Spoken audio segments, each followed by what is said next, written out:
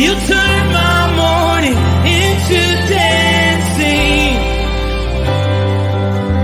You turn my mourning into dancing. Your love changes everything.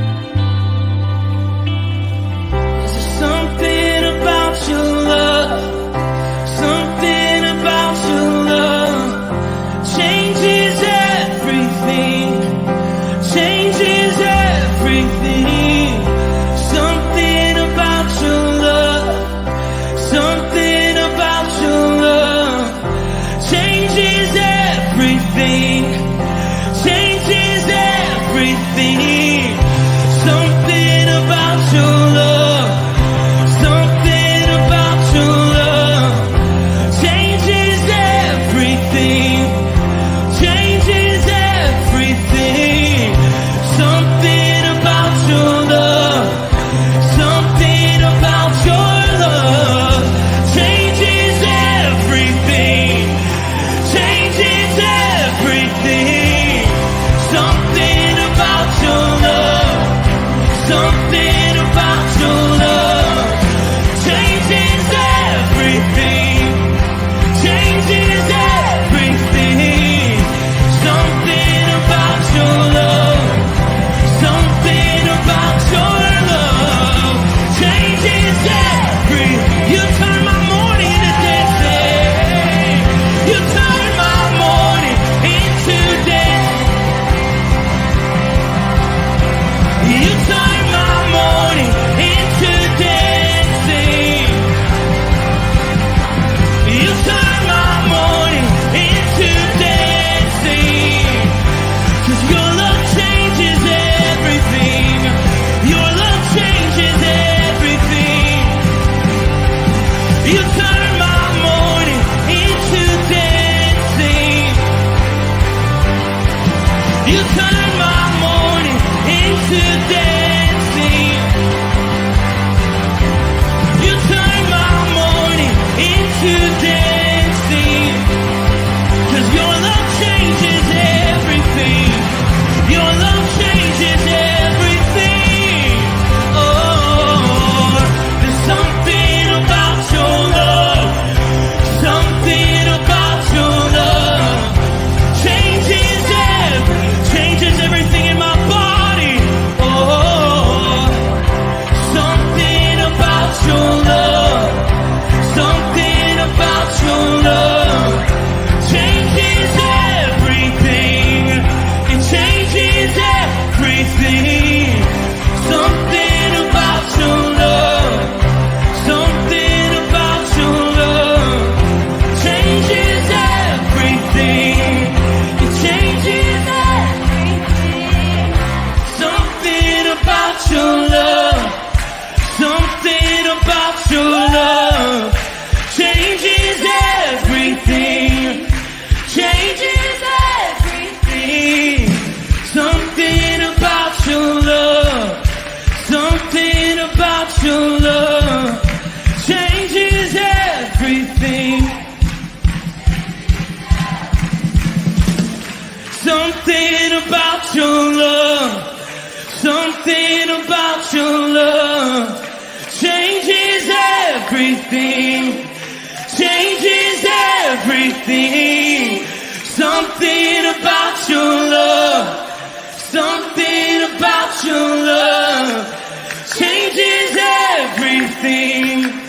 Changes everything. Something about your love. Something about your love changes everything. You turn my mourning into dancing. You turn my mourning into dancing. You turn my mourning into dancing. You turn my mourning into dancing.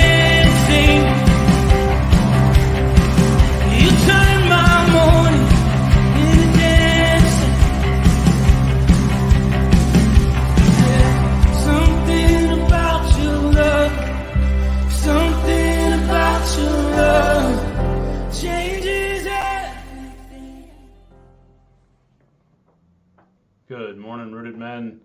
Elder Matt from the Rooted Ministries. Pleasure to be with you this morning. Friday morning, Labor Day weekend. It's an extended weekend, I hope, for most of you. Chance to, yes, unofficially recognize the end of summer, but hopefully it's a chance to relax and rejuvenate, maybe spend some time with family or in a hobby you love, or just spend some time outside in God's creation. I'm not sure what this weekend has in store for you, but I sure hope it's a blessed one. You know, each time we come to one of these holidays, obviously some more meaningful than others, but they always seem to be a time to reflect.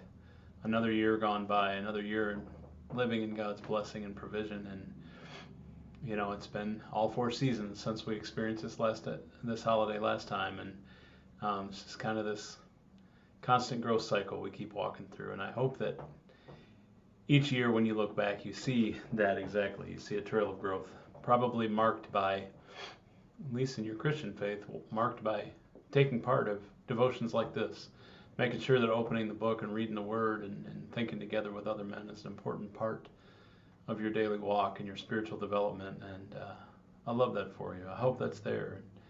You know, if it's not, I encourage you to continue to be part of these things. I know I have to make it a priority to be a part of them every morning. But there's really such a reward in digging in and growing, right? Knowing that we can kind of share these things with each other, especially. So we're continuing through Proverbs. We're right at the end of chapter 20. So we're 2/3 or so of the way through the book of Proverbs. I think there's somewhere in the 30s. Now I'm checking myself. I'm probably way off. Let's see. There is. Hey, exactly. 31. So yeah, we're about 2/3 of the way through Proverbs. Continuing this study, and today is one of those readings where it kind of has a lot to say, but it's about different things, right? It's not one convenient little theme. Although I think you'll see there is a theme that comes out a little bit. So it starts in verse 21. An inheritance claimed too soon will not be blessed at the end. Of course, this being an idea of acting rashly, acting with haste, right? Or trying to claim things prematurely. You know, it's kind of funny because I deal with inheritances quite a bit in my line of work, doing estate plans, and we're doing probate work for people. And I can't tell you how many times I've had clients come to me and ask me to change their will, to change their estate plan because of something somebody said, somebody who was making jokes about the inheritance they're going to get, and maybe too cavalier, but also maybe quite offensive in saying things about what they were entitled to and what they were going to get, and they would ask me to change it or write things out of it. And you know, it's part of something we get to do, but I think that we get the sense and the understanding that rashness, that haste, that, you know, the idea of I'm spending something before I got it, and that will not be blessed, right? God won't grant the anticipated blessings of that inheritance, prosperity, success, power, whatever it is that was supposed to be coming down. And so that kind of leads into this idea of patience, right? Doing things in the right time and trusting in God's timing and being respectful. And you know, it may not all of us are in line for some major inheritance. Certainly, I don't anticipate to be. I know many of you are in that same boat, but we understand the idea of rushing and rashly, you know, hastily moving towards things that we're not necessarily entitled to, right? Do not say, I'll pay you back for this wrong. Wait for the Lord and he will avenge you. Again, we're talking about waiting for God's timing. He will avenge you, which will obviously be much more effective than my vengeance. But don't we have that immediate need? Don't we need immediate gratification now? Don't we need to act? And boy, I don't know if any of you who have ever had the experience of that spiritual discipline, having an experience where you knew you could exact vengeance, you knew you could act and be justified in acting in anger or whatever it be, but haven't. Sat back and were just quiet about it and maybe saw the Lord work in that person's life in a later way. What a powerful way that is to experience the presence of God and the righteousness of God in our lives. I know I feel like I have experienced that, and it's something to see, because when the Lord acts, they tend to learn the lesson a lot more than just when I lash out, right? Anyway, the Lord detests differing weights, and dishonest scales do not please him. Another idea about dishonesty.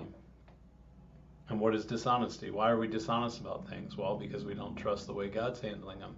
So we have to take them into our own hands, right? We have to make things better than they appear, or sound better, or do something to get our way.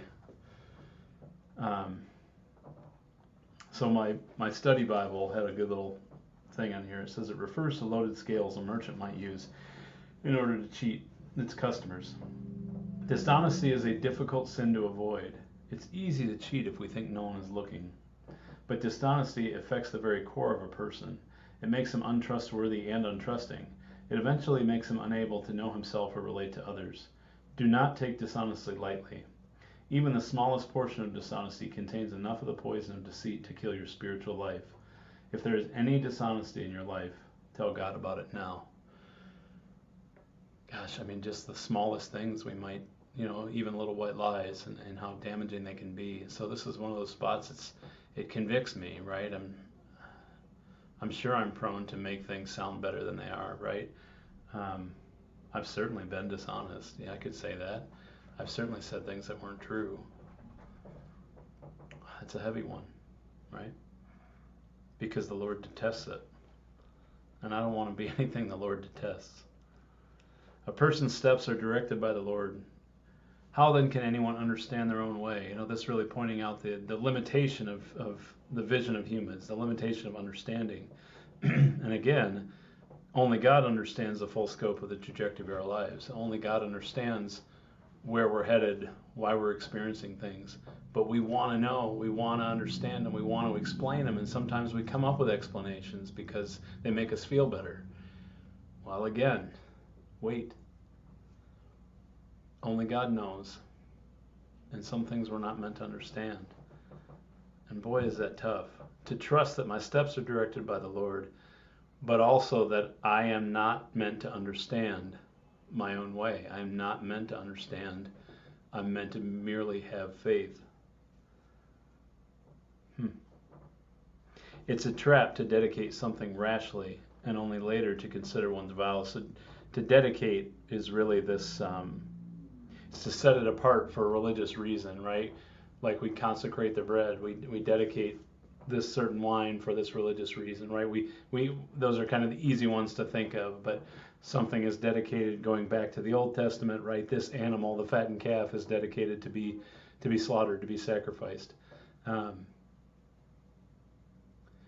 This is really getting at the idea of if we make a promise, if we dedicate something rashly, and only later consider the gravity of it, we might back out on it. And it's a challenge to certainly to not make promises to God. Not just that you don't intend to keep, but ones you might be unable to keep.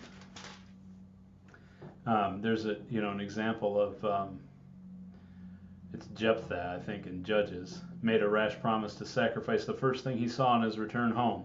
And as it happened, the first thing he saw on his return home was his daughter. But he'd made a promise to God to sacrifice the first thing he saw. So let's be careful. When we say, God, I promise, if only you grant me this one wish, if only you give me this thing I need, if only you heal this sickness, I'll never do this again, I'll be this. Be careful. Because those are dedications. Those are promises you're making to God. And it's not something we should be doing loosely.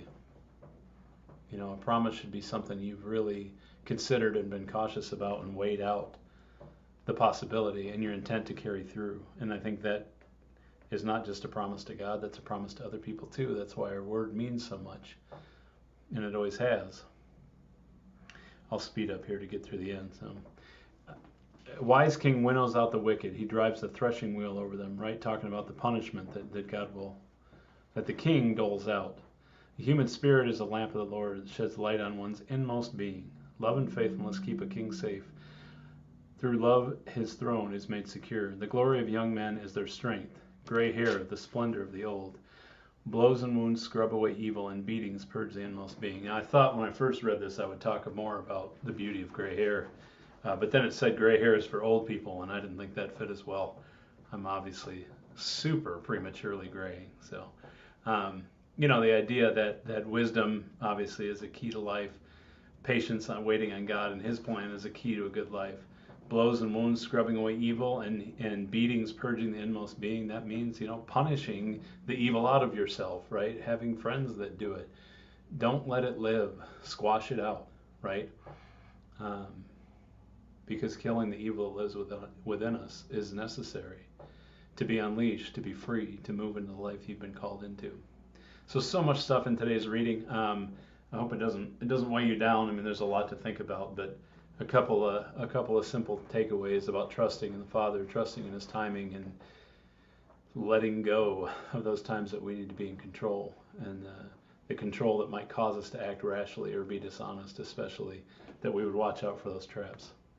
I love you, man. I hope this was a good word for you today. Let's have a great Friday and make it a great Labor Day weekend. Let's make it a firmly rooted weekend. And may someone see Jesus in us today.